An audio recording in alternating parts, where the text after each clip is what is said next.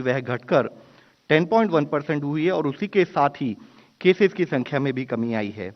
गुजरात में 15.1% case positivity घटकर 9% हुई और केसेस में कमी आई। इसी तरह आंध्रा में भी केस पॉजिटिविटी में कमी आई है, केसेस में कमी आई है, राजस्थान में भी कमी आई है। लेकिन अभी भी देश में 2 स्टेट्स ऐसी हैं जहां पर हम देख रहे हैं कि एक स्थाई पर केसेस का नंबर भी बढ़ोतरी हो रही है और दूसरे स्थाई पर वहां पर केस पॉजिटिविटी में भी एक अनुपात में कमी नहीं देखी जा रही है, जिसमें कि मुख्यतः 2 स्टेट्स आती हैं।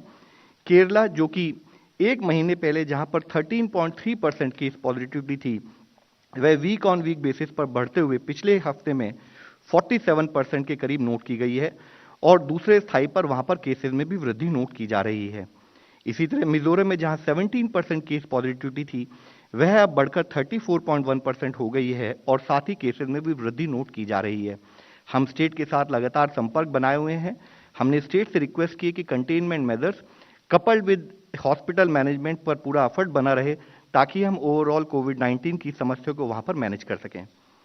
अभी अगर हम एक और दृष्टि से एनालाइज करें कि वह जिले देश में जहां पर कि केस पॉजिटिविटी 10% या अधिक है, तो हम देखते हैं कि जहां 26 जनवरी वाले हफ्ते में देश में ऐसे 406 जिले थे जिनमें कि 10% से अधिक केस पॉजिटिविटी पाई जा रही थी, वह संख्या अब काफी हद तक घटकर 2 फरवरी का अगर हम हफ्ते में एनालाइज करें तो देखते हैं कि वह संख्या घटकर 297 जिले रह गई है। इसी के साथ ही नंबर ऑफ डिस्ट्रिक्ट्स जहां पर 5 to 10% केस पॉजिटिविटी थी, उसमें एक हफ्ते में जहां 145 जिले पहले थे, वह संख्या अब 159 जिले हो गई है, जो कि दर्शाता है कि वह जिले जो कि इससे पहले 10% से अधिक पॉजिटिविटी में थे, वह शिफ्ट होकर 5 to 10% पॉजिटिविटी के अनुपात में पहुंच चुके हैं। इसी के साथ ही नंबर ऑफ डिस्ट्रिक्ट्स देश में जहां पर की पॉजिटिविटी 5% से भी कम पहुंच गई है, यह भी एक पॉजिटिव न्यूज हम सबमिट करना चाहेंगे। जहां 26 जनवरी वाले हफ्ते में वह जिलों की संख्या 183 थी, अब वह बढ़कर 268 जिले हो चुकी है। अगर हम देखें, देश में वैक्सीनेशन का कवरेज सुचारू रूप से कार्य करा जा रहा है। अब तक total 167.88 crore total doses administer की जा चुकी हैं। इसी तरह से अगर हम देखें, 89.73 करोड़ डोजेज देते हुए 96% of eligible population above 18 years को कवर किया जा चुका है। साथ ही सेकेंड डोज को 71.8 करोड़ डोजेज देते हुए 76% of eligible second dose people को भी कवर किया जा चुका है। प्रिकॉशन डोज जो 10 जनवरी से शुरू की गई थी, उसके अंतर्गत अब तक 1.35 करोड़ डोजेज दी जा चुकी हैं और पॉपुलेशन एजेड 15 to 18 ईयर यानी कि यंग एडोलसेंट के लिए जो 3 जनवरी से कार्य शुरू किया गया था, उसके अंतर्गत अब तक 4.78 करोड़ डोजेज देते हुए 65% एलिजिबल पॉपुलेशन को कवर किया जा चुका है। यहां यह विषय भी हम आपकी दृष्टि में लाना चाहेंगे, जैसे हम सबको अवगत है कि 15 to 18 ईयर्स एज ग्रुप में कोवैक्सीन जो वैक्सीन अलाउ की गई है, उसका 28 दिन बाद देने का कार्यक्रम, सेकेंड डोज का कार्यक्रम एज पर गाइडलाइंस है। तो जिसके तहत सेकेंड डोज हम आपके द्वारा सबसे रिक्वेस्ट करना चाहेंगे, जिन लोगों ने फर्स्ट डोज ली है वह सेकेंड डोज अगर उनका टाइम पीरियड पूरा हो गया है तो वह सेकेंड डोज भी लें और इसके साथ ही बचे हुए यंग एडल्ट्स, यंग एडोलसेंट, हम उनसे भी रिक्वेस्ट करना चाहेंगे वह भी 15 to 18 ईयर में 100% कवरेज के लिए आगे आएं और वैक्सीन लें। अगर हम देखें कि वह स्टेट्स जिन्होंने first dose coverage national average से अधिक की है, तो ऐसी 20 स्टेट्स हैं देश में, जिसमें से 16 स्टेट्स तो ऐसी हैं जहां पर कि 100% of the eligible population has been covered with first dose और 4 स्टेट्स ऐसी हैं जो कि 96 to 99% कवरेज कर चुकी हैं। इसी के साथ ही 20 स्टेट्स देश में ऐसी है जहां सेकेंड डोज कवरेज भी नेशनल एवरेज से अधिक है, जिसमें 6 स्टेट्स और यूटीज ऐसी हैं जहां पर 100% कवरेज हो चुका है और बाकी 14 स्टेट्स ऐसी है जो कि नेशनल एवरेज से अधिक संख्या में वहां पर वैक्सीनेशन हुआ है। देश में 13 स्टेट्स और यूनियन टेरिटरीज ऐसी हैं जहां पर एडोलेसेंट ग्रुप 15 to 18 ईयर, वहां पर भी उनके नेशनल एवरेज से अधिक हम अब तक कवरेज कर चुके हैं, जिसमें मुख्यतः आंध्र प्रदेश में 100% कवरेज भी हो चुकी है। एक और विषय हम आप सबके सामने लाएंगे, जब हमने देश का डेटा आईसीएमआर के लेवल पर एनालाइज किया, डीजी आईसीएमआर सर उसके बारे में बताएंगे भी, तो हमने देखा है कि जैसे जैसे देश में वैक्सीनेशन बढ़ा, वैसे वैसे ही उसी के अनुपात में हमने देखा है कि जो हमारा केस फैटेलिटी रेट है, यानी कि उस माह में कितने केसेस आए और कितनी डेथ रिपोर्ट हुई, तो जब हम उसको एनालाइज करते तो अगर आप पहले वाला ग्राफ देखें तो आप देखेंगे कि नेशनल लेवल पर जो कि रेड कलर में दर्शाया गया है, जैसे जैसे हमारी vaccination coverage full vaccination coverage बढ़ी है, वैसे वैसे ही ओवरऑल हमारा केस फैटेलिटी रेट उस पर्टिकुलर माह में काफी अधिक संख्या में कम हुआ है। इसी के साथ ही उदाहरण के तौर पर 3 टाउन का भी डेटा हमने आप सबके सामने प्रस्तुत किया है, वह है बेंगलुरु, मुंबई, चेन्नई, और यही अनुपात पूरे देश में देखा जा रहा है। तो हम यहां सबमिट करना चाहेंगे कि जो हमारा फोकस रहा है वैक्सीनेशन पर, उसने देश में कई प्रेशियस लाइफ को सेव करने में बहुत अधिक सहयोग दिया है और यह आवश्यक है कि हर एलिजिबल आदमी समय पर वैक्सीनेशन को लगवाए। आज उसी से संबंधित एक और मुख्य अंश भी हम आपके सामने लाना चाहेंगे। यह एक मुख्य अंश है जिसमें एक पॉजिटिव एविडेंस जो इमर्ज होकर आई है, हम आपके सामने सबमिट करना चाहेंगे। एक मुख्य विषय पिछले समय में, पिछले साल में भी काफी हद तक नोट किया गया था कि वो लोग जिनको कोविड-19 इन्फेक्शन हुआ हो, वह सर्जरी से संबंधित किस टाइप के प्रिकॉशन लें, सर्जरी करानी चाहिए या नहीं करानी चाहिए। तो उससे संबंधित 2 स्टडीज जो पिछले साल की थी, हम आपके सामने सबमिट करना चाहेंगे, और साथ ही एक स्टडी जो कि अभी रिसेंटली आई है एम्स से, हम आपके सामने बताना चाहेंगे। तो एक स्टडी हुई थी जो कि Covid search collaborative, global search collaborative, timing of surgery following SARS-CoV-2 infection. यह स्टडी की गई थी पेरी ऑपरेटिव, यानी कि ऑपरेशन के समय पर अगर कोई आदमी कोविड इन्फेक्टेड हो जाए तो उस स्टडी में उस पर क्या इंपैक्ट हो सकता है in terms of either that person can get pulmonary complication या उनका रिस्क ऑफ डेथ बढ़ता है क्या। यह स्टडी 116 देशों में डेटा लेके एनालाइज कर पूरे विश्व के स्थाई पर की गई थी, जिसमें 1674 हॉस्पिटल्स इन्वॉल्व थे और 1,40,000 पेशेंट्स का डेटा एनालाइज किया गया था, और वह डेटा करीब अक्टूबर 2020 के करीब का डेटा था। उस स्टडी में यह पाया गया कि सर्जरी के बाद आने वाले 7 हफ्तों तक एक increase chances of mortality note किया गया, और उसमें पाया गया कि किसी भी टाइप की जो भी टोटल सर्जरीज होती हैं उसमें प्रतिशत chances of increase mortality, chances of high risk of increase mortality was 3 to 4 times. और इलेक्टिव सर्जरीज यानी कि वह सर्जरीज जिनको कुछ हद तक टाला भी जा सकता है, लेकिन अगर उनको हम कराएं तो उसमें भी 1.6 to 1.9 टाइम्स उसमें एक रिस्क एलिमेंट नोट किया गया था। साथ ही स्टडी में यह भी पाया गया था कि जो मेजर सर्जरीज होती हैं एल्डरली में या उन लोगों में जिनमें कोमॉर्बिडिटी है, उसमें यह रिस्क फर्दर हाई था, और not only in symptomatic patients but उसमें यह देखा गया था कि इंक्रीज रिस्क था इवन एसिम्टोमेटिक इन्फेक्शन के समय पर। तो उस समय पर इस स्टडी के बेसिस पर जो साइंटिफिक एविडेंस आई थी, जो पिछले साल एक डिस्कशन रहा था, एक चर्चा रही थी कि जिसमें रिकमेंड किया गया था कि सिम्टोमेटिक पेशेंट्स हों उनको अपनी सर्जरी को थोड़ा डिले करना चाहिए, या कोई इलेक्टिव सर्जरी है जिसको वो टाल सकते हैं तो उसे टालें तो उनके लिए सहयोगी रहेगी। इसी तरह से एक और स्टडी, इसी डेटा को जो हमने आपके सामने फर्दर बताया है कि नो प्री ऑपरेटिव, अगर कोई इन्फेक्शन ना हो तो जो एलिमेंट ऑफ रिस्क उस सर्जरी में, इलेक्टिव सर्जरी में होता है, 0 to 2 वीक्स में वह रिस्क हाई है, जो नीचे आपको रेड बार में दर्शाया गया है। 3 to 4 वीक्स में वह भी हाई है, और 5 to 6 में भी हाई है, और 7वें वीक में आते आते ही वह रिस्क एक तरह से नॉर्मलाइज होता है, जो कि इलेक्टिव सर्जरी का डेटा बताता था इस स्टडी में। और साथ ही नॉन इलेक्टिव सर्जरी जो कि मजबूरी में करानी पड़े, जिसको हम टाल नहीं सकते, अगर उस समय पर, पिछले साल के समय पर जब उस डेटा में एनालाइज किया गया और नोट की गई, तो उसमें भी पाया गया 0 to 2 वीक्स, 3 to 4 वीक्स और 5 to 6 वीक्स में हाइयर रिस्क नोट किया गया था, जैसे कि मैंने आपको पिछली स्लाइड में भी ये चीज दर्शाई है। और 7 हफ्ते लगते हैं, जिसमें कहा गया था कि आप 7 हफ्ते तक अगर आप पॉजिटिव हों तो थोड़ा उसको अवॉइड करें। एक और स्टडी पिछले साल आई थी जिसमें कि मार्च से लेकर मई तक का डेटा एनालाइज किया गया था अमेरिका में, और उसमें पोस्ट ऑपरेटिव कॉम्प्लिकेशन, या तो एक्टिव केसेस या वह केसेस जहां पर कि कोविड रिजॉल्व हो चुका था, उसको एनालाइज किया था। और उस स्टडी में भी यही पाया गया था पिछले समय में कि 4 times higher risk of complications है उन सर्जरी में जो 4 से 8 हफ्ते में की जाती हैं, और आइडियल पीरियड उसने सजेस्ट किया था कि 8 हफ्ते बाद सर्जरी कराएं अगर आप कोविड पॉजिटिव हैं। तो यह परिस्थिति जो थी, जो कि हमने पिछले सर्ज में नोट की, जो पिछले सर्ज की एविडेंस थी, इसी से संबंधित एक पॉजिटिव न्यूज, एक पॉजिटिव एविडेंस हम आप लोगों के सामने लाना चाहेंगे, जिसमें कि एक स्टडी अभी एम्स में की गई है, और उन्होंने अपने जो कोविड के ओटी वार्ड्स हैं उस केस को एनालाइज किया है, और उस एनालिसिस के द्वारा जो पाया गया है उसमें उन्होंने 20 दिसंबर 2021 से लेकर 20 जनवरी के 2021 तक के डेटा को अपने यहाँ जो सर्जरी हुई उनको ओटी में एनालाइज किया है। टोटल जो 53 सर्जरी हुई थी उसमें से 32 सर्जरी ऐसी थी जिनको कि रीजनल एनेस्थीसिया दिया गया और 21 सर्जरी ऐसी थी जो कि थोड़ी और कॉम्प्लिकेटेड थी या सीरियस थी, जिनमें जनरल एनेस्थीसिया दिया गया।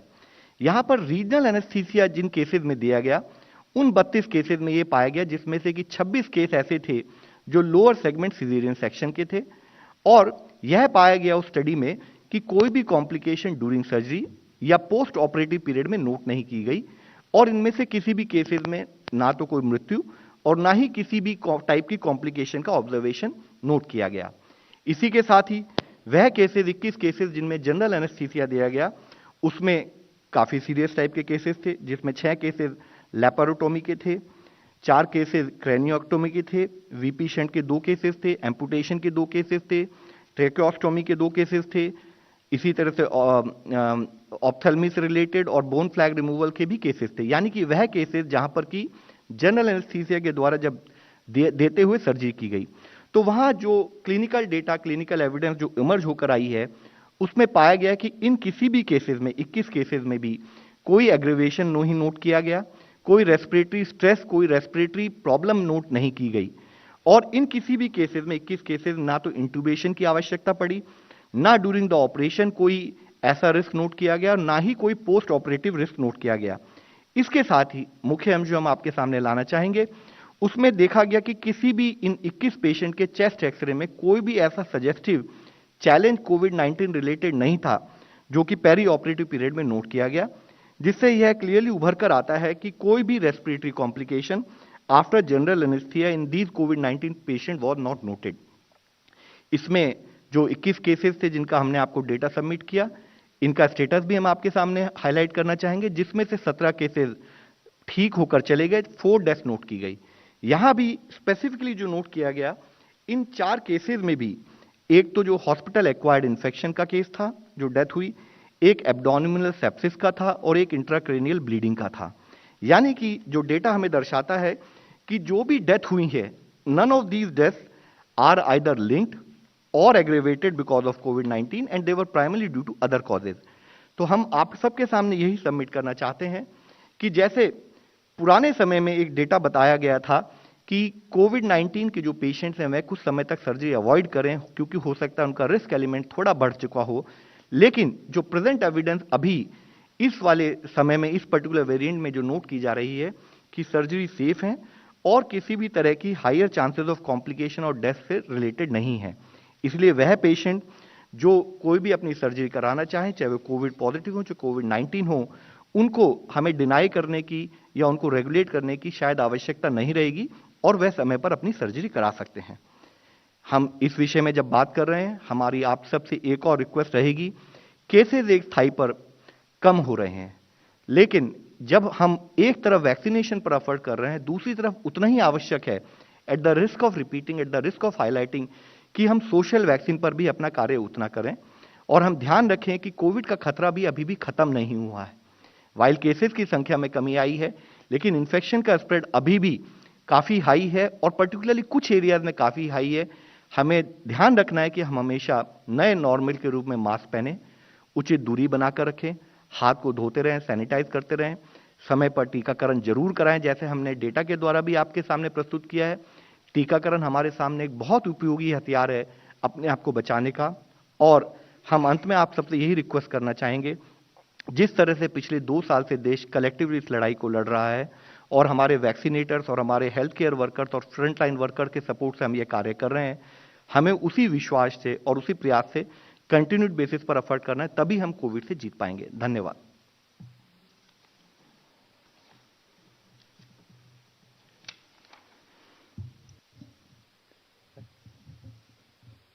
Thank you. Now I will talk to you a small study that we have looked at from the National Clinical Registry of COVID. Look at the data. So now we have collected data of hospitalized patients from 37 hospitals, and these were the hospitals which were helped us in the plasma study which we did across the country in 2020. These were the study which had given us the hospital which had given the registry data comparing the first surge with the second surge. And now we are looking at, these are hospitals, both are represented from India, from north, south, east, west, central and northeast region. Next. And in this, there were 2 time periods which we studied. One was 15th November to 15th December, which was presumed to be dominant strain of Delta, and 16th December to 17th January, which is presumed dominant strain being Omicron, as we have available from our INSACOG data. Next. So this is just a snapshot of the paper has been sent for publication, so we are just sharing with you some of the salient features. And 1,520 individuals were hospitalized, and their mean age during this third surge was lower. So the mean age was about 44 years. They were a much slightly younger population. Having said that, the comorbidities present in this younger population was pretty high. About 46% had comorbidities. This is people who are younger than around 44 years, but nearly half of them had some comorbidities. And the predominant symptom, their symptoms were much less, but the predominant symptom which was higher in this population during the January period was of sore throat. Sore throat was more common than the earlier. Next please. And if you look at the outcomes was that if the death was 10%, this is hospitalized patients, compared to 22% in unvaccinated. And here we look at that 91% of these people who died, fully vaccinated, had comorbidities. And unvaccinated, 83% had comorbidities. And the requirement of mechanical ventilation was also much lower, 5% versus 11% in the fully vaccinated. So this is just emphasizing the fact that vaccination helps and not having comorbidities also helps.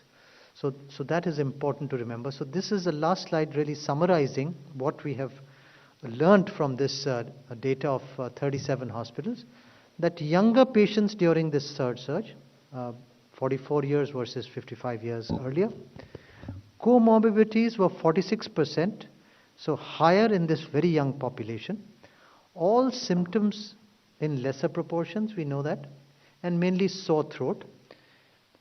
We also found that there was a significantly lesser use of drugs during this surge, and significantly improved outcomes with much lesser complications of renal failure, ARDS and other complications.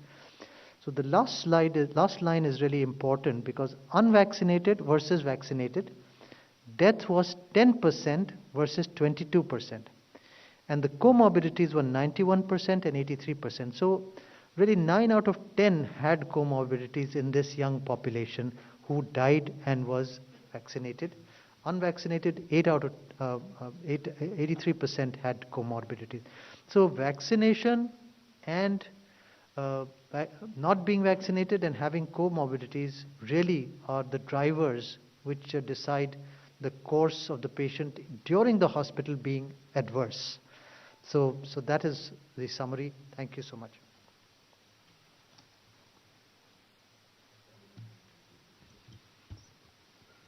Okay. Good afternoon to you all.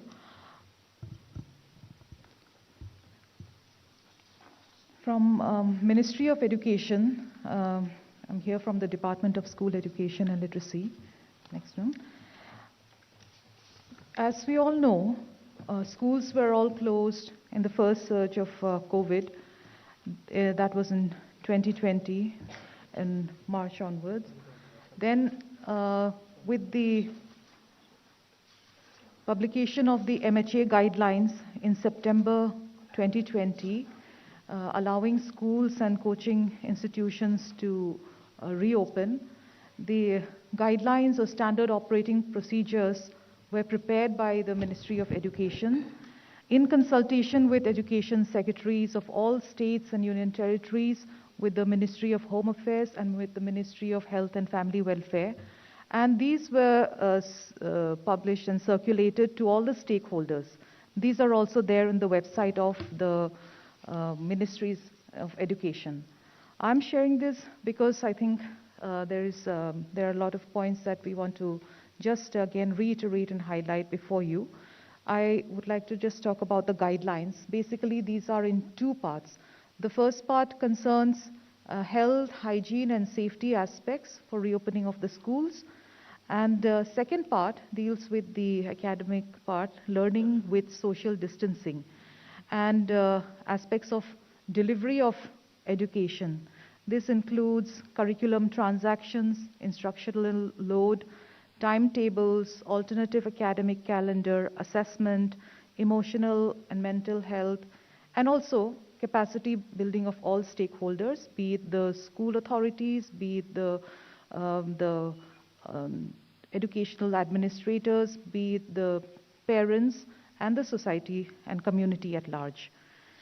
These guidelines, I would like to say, they were advisory in nature, and we had shared it with all the states and UTs and stakeholders and had advised them to adapt these as per the needs of the states as deemed fit.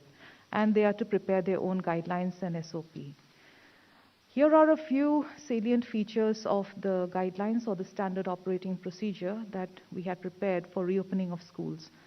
One, first and foremost, is to ensure and monitor proper cleaning and sanitation facilities in the school, maintaining at least 6 feet distance between students in the seating plan, social distancing to be maintained in all common areas, flexible, staggered, and reduced timings for different classes.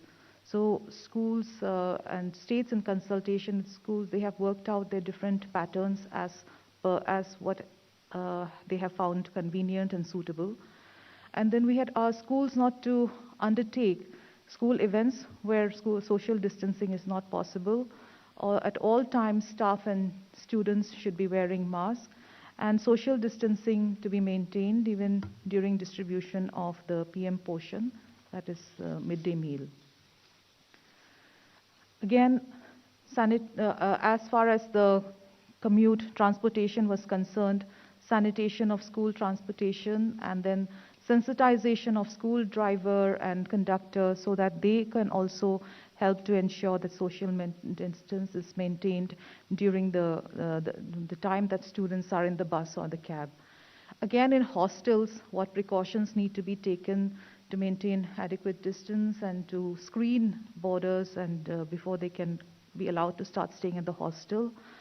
And then there also was a specific mention that states and UTs are to take consent of parents and guardians before their child or their ward can attend the school.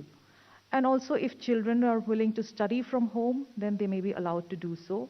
And there would be flexibility in attendance. There would be no undue pressure that they will have to attend school even once schools reopen. Then next.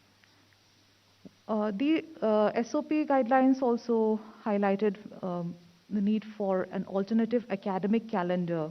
The weekly calendar was prepared, in fact, by the NCERT, which showed how the academic activities could be still conducted in a joyful manner, even if children are there at home, and even if they're not able to attend classes, in some cases, even if they don't have devices and other means. So this was found to be quite helpful. Safety, mock drills, and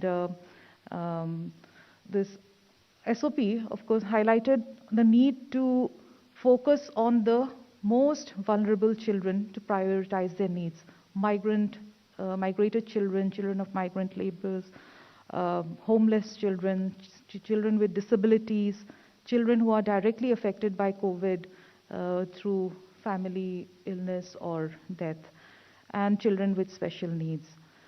These were the focus areas. And also, once schools reopened, to facilitate the smooth transition by taking care of not only the academic aspects, but also their emotional and mental health, not only, again, of the students, but the teachers as well. Everybody had gone through the same stress. So then, Manodarpan initiative. This was an initiative launched by the Ministry of Education for the psychosocial support, mental and emotional well-being. A national toll-free helpline was created, and a web page is also there in the Ministry of Education's guideline website. Now, I just want to highlight that subsequently, we have reviewed these guidelines on the basis of orders of Ministry of Home Affairs, which have been issued time to time. And these have been also, we have taken into account extensive vaccination coverage, especially of the teaching and non-teaching staff in our schools and educational institutions. I'll just show a few slides after that. And we have modified some of the clauses and instructions, and these have been issued in December 2021. Next. In this, importantly, we have said that states and union territory governments may decide at their level whether the schools are required to take the consent of the parents of the students for attending the physical classes. This is one major difference that the revised SOP has indicated. Again, the phrase social distancing, instead of that, physical distancing phrase should be used. And then gatherings, congregations, group activities, which earlier in our SOP we had said that should not be practiced. This, we have said that it can be done in accordance with the state's SOPs and guidelines. And of course, precautions have to be taken for children with comorbidities, and this was a need. And apart from this, medical facility and contact with nearest medical centers, these other things are all contained in the SOP. Now I'll just come to the status of reopening of schools and vaccination of our teaching and non-teaching staff in the schools in all the states in the country. As far as school reopening is concerned, in 11 states, schools are fully open, they are functioning. It's not very visible here, but we'll share this paper with you. And in 16 states and union territories, they are partially open. And mostly these are the higher classes, generally 9, 10, and 11 and 12 in a staggered way. And in 9 states, schools still remain closed. Here. In respect of vaccination, the progress has been very good, and in all the states, teaching, non-teaching staff, including both, the vaccination status has overall been, it's around 95% on an average. Some states have also completed 100% vaccination of all their teaching staff and non-teaching staff. Information regarding the eligible student level is still being collected, but here in the last slide I have, even for our various central institutions like Kendriya Vidyalaya, Navodaya Vidyalaya, and CTSA, NIOS, it's either about 100% or 98, 99%. So this is the status. So what I would like to say is that all these measures are being taken, and the ministry has been encouraging the states to follow the SOPs that we have prepared. That was in consultation with them, and also to take forward this issue of vaccination and then alternative learning and alternative measures so that continued learning is carried on. Thank you. Thank you. आज की इस briefing में हम देख रहे हैं कि the pandemic situation has improved. There are states and districts of concern, but overall there is a contraction in the infection, in the spread of infection, which is heartening. There are 268 districts where the positivity is below 5%, and clearly these districts can now move in the direction of non-COVID care and also in the direction of other economic activities as well as school opening, etc. The declining trend of pandemic allows us to think about those options in general as well. The two states of concern remain Kerala and Mizoram in particular, with high positivity rate. And it does also mean that the virus has not gone away as yet. It has not left the nation.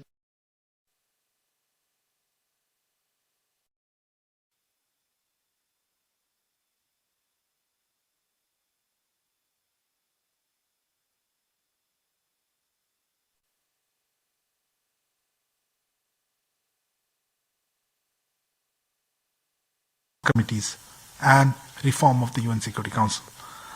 They also exchange views on the current regional and global developments. We are issuing a formal press release shortly after this presser.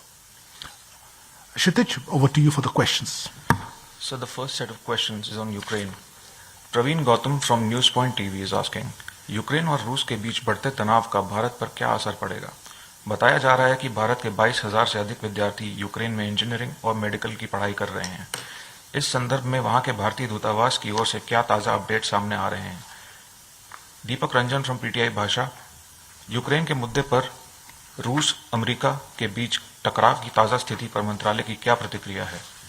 Anish from Asianet news is asking, as per reports in US media, the Biden administration has reached out to India in its quest for extra fuel for its European partners in case Russia-Ukraine conflict breaks out.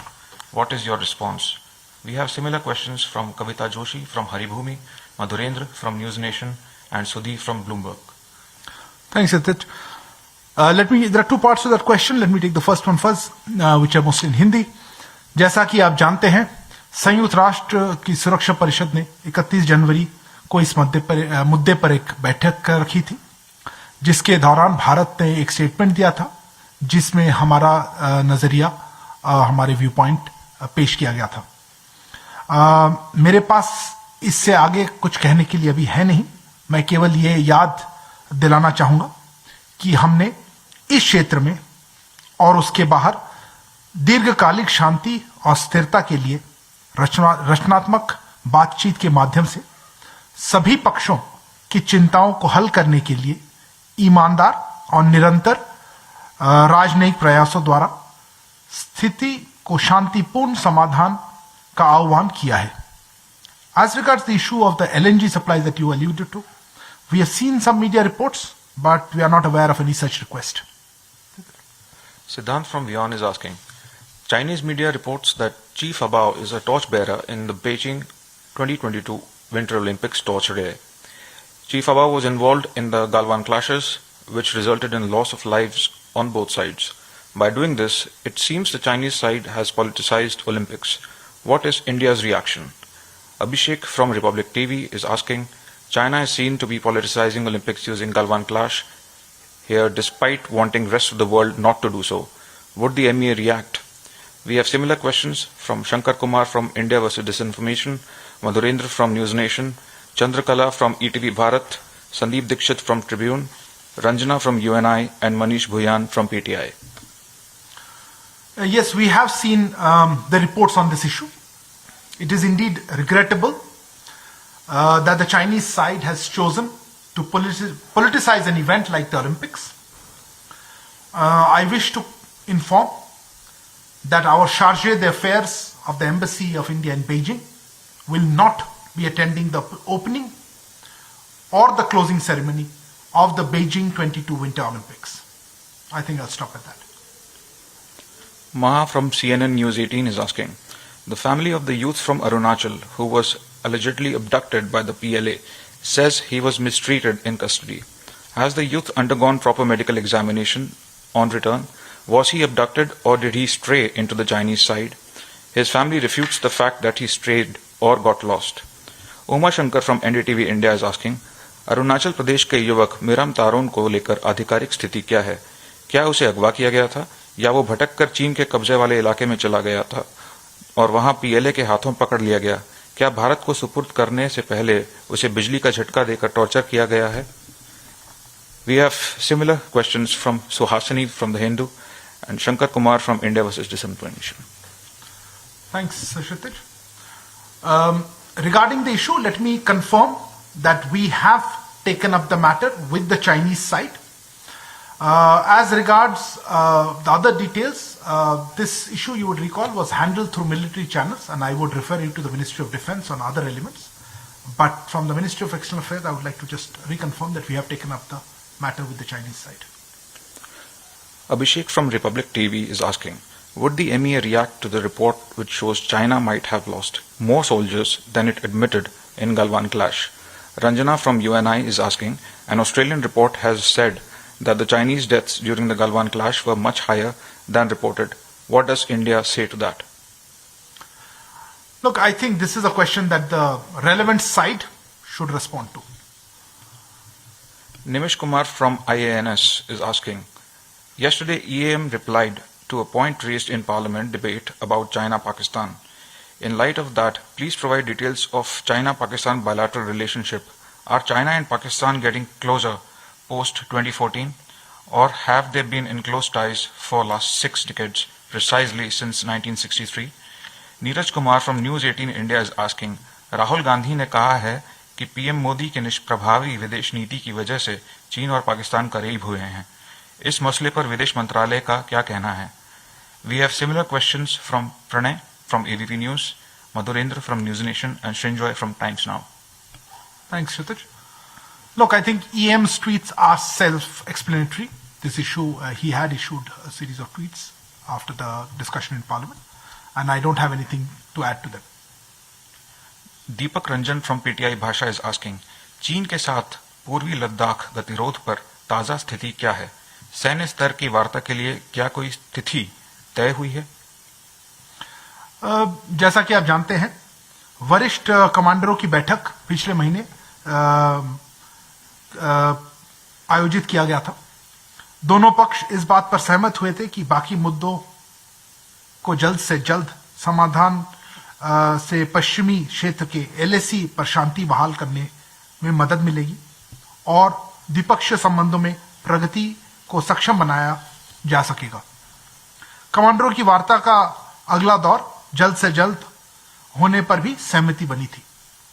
मेरे पास इस तरह की बातचीत के लिए तारीख पर कोई अपडेट अभी नहीं है. Suhasini from The Hindu is asking, New York Times correspondent has said in an interview that he has confirmed from Israeli sources that Indian intelligence agencies purchased the Pegasus program during Prime Minister Modi's visit in 2017. Do you have any response?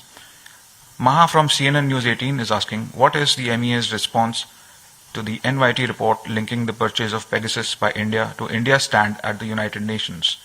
Deepak Ranjan from PTI Bhasha is asking, Israeli software Pegasus और Bharat Israel हथियार सौदे को लेकर Delhi New York times की report पर मंत्रालय की क्या प्रतिक्रिया है?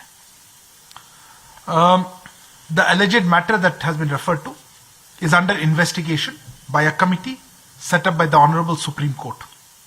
No information is available with the Ministry of External Affairs on this matter.